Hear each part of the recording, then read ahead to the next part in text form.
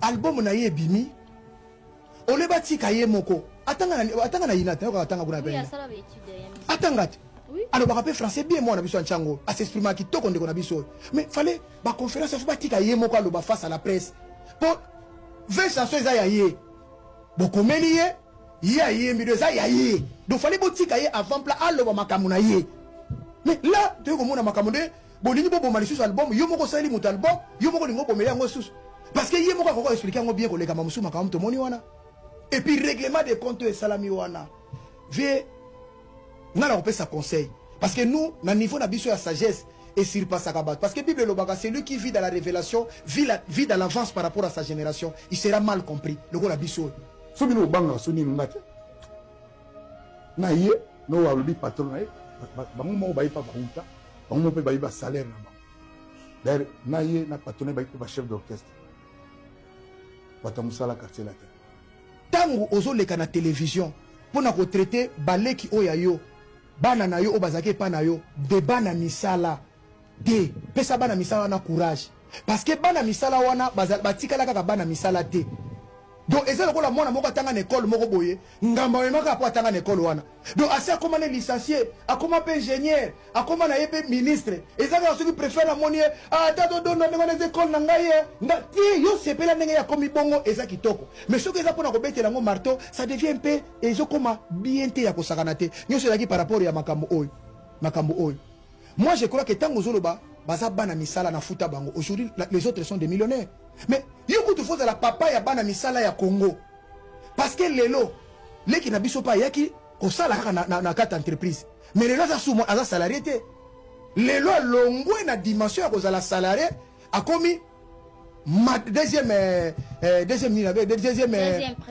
première dame nanda et puis ngabu ndalo ba écouter na lo ba ke fali pour passer il est possible na Stade de France ba bengaye bayemba éternellement bayembe kachaka bayemba na pharmacien mais na réponse de na yogi boy popo mpasula sepeli popo mpasula tana lo bayi ke non ba bengaye bayemba ote bako yemba te azafia mabe akokola ngabite na musique makamane za la raté mais réponse na yogi lelo na comprendre que c'est impossible donc faire na fali ceux qui ba vena bango na mi balé ba vandi bien te ba mi balé ba misu ba ko hôpital pour na bana wana bato. Merci beaucoup, Maître Tchouamboma, pour cette analyse. On a dit et on continue à dire que Koffi Olomide, c'est le genre de personne qui n'aime personne. Koffi alinga motute. Koffi alinga akayemoko.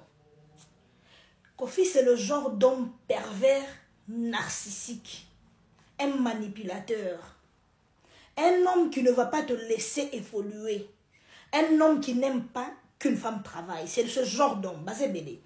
Alinga moi ça salate. Alinga moi si ndemo le barabi mara sukaka na balcon. Alinga moi si à dépendre na ye en tout et pour tout. Tant on veut dépendre na ye, wana zo se sentir à sa mobali parce qu'il dit que zo dépendre na ye, il fait de toi ce qu'il veut. Akolinga jamais moi si au dépendre na yo moko parce que c'est indépendante makamu susu oyo abado sala yo lingate lobi okende. C'est ce genre d'homme. Comment voulez-vous que Cindy Le Cœur, une femme qui est allée à l'école, qui parle bien français, qui sait s'exprimer, qui réfléchit, soi-disant, à salir à boum, mais conférence de presse, Cindy va dire sur le vélo, c'est Koffi qui est là en train de parler. Un album qui ne t'appartient pas. Asa soi-disant la label, pourquoi tu ne la laisses pas parler? Pourquoi tu ne la laisses pas s'exprimer? Il veut seulement étouffer le talent qui est Cindy.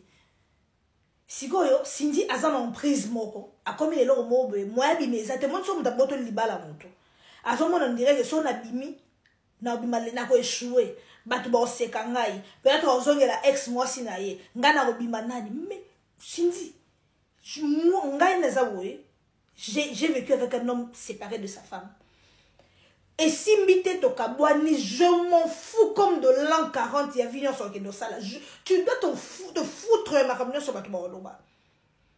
Na minute osé sous na choité, le roi de na kota qui na kota kaka. Parce que ce n'est pas si Koffi Bassi sur la bango traité bango bongo, yo te m'ta traité yo mieux que batou moussous. Quand on vient dire ça, les Koffi se fâchent. Na moni ba Cindy là que doit siliki. Comment tu dis que cet album appartient à Cindy et que conférence de presse, c'est toi qui viens régler les comptes dans l'album? Oh, ça là, on a carrément album, on est simbaté. Pour mon tout ce album sur les marchés, tu dois séduire les clients pour battre au son album. Mais quand tu viens, le là, bazaki bana misala na ngai, bana misala la ngai boy na be, bana misala na yo beta stade de France, t'es moi misala au beta stade de France. Tu veux montrer aux jeunes que ça n'a pas monté ça va bé, que sur le lobe ça n'a pas monté moto wana atalobi matio comme ndenge ni au bandako ya kolobela yo chaque fois que ça n'a pas monté. Yo ozalaka jardinier na université ya Bordeaux, oko ça moto tanga tuna na landela yo. Au moins ba professeur wana ba yo loba d'ailleurs musicien congolais za jardinier a ko ça moto tanga non. C'est passé. Cindy, on veut seulement savoir si les droits d'auteur, au moins, le rôle à Pexara Oloba, Olobe Loroté, pour soi-disant Zobanga, je sais pas moi quoi, comme c'est un nom faible. Parce que Bibali va ça la blanc, bon, Bibali est faible. Alignement ça salaté, alignement ça bouger, alignement ça ninganaté. Pour ceux qui m'ont dit ningani, vu pas mieux souvent comprendre que moi je suis à évoluer, à yemoko, il y a un sens qui m'a bali na yezate. Ok, tu acceptes ça, c'est ton problème. Mais est-ce qu'au moins les droits d'auteur? Bah tiens, au moins la combo là. Parce qu'aujourd'hui, il ne peut pas être là. Au moins, ça, on a le droit d'auteur. Peut-être que l'exa est pas battu. Au moins, les droits d'auteur, Cindy. Est-ce que le droit d'auteur est à la combo là? Ça, il faut aussi vérifier ça. Pour lobby rose, la chiquicha. Mais on tire les badidistonio. On a vu, tout le monde a trouvé un là, bah, bongo, ça, bah, bongo, lobby, au moins, la tika, il y a combo. Mais je te jure, parce que c'est juste pas normal qu'une femme comme Cindy qui allait à l'école, qui fait un soi-disant album, et c'est M. Kofi Olomide qui vient parler à sa place.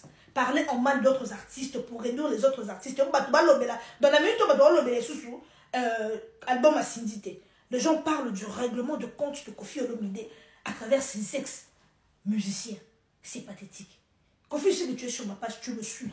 En tout cas, je suis désolée, c'est pathétique. Non. Trop, c'est trop. À un moment, on doit changer, on doit savoir évoluer. Comme ça, après que tu vas critiquer au moins. Toi, tu ne changes jamais, donc. Oh là là.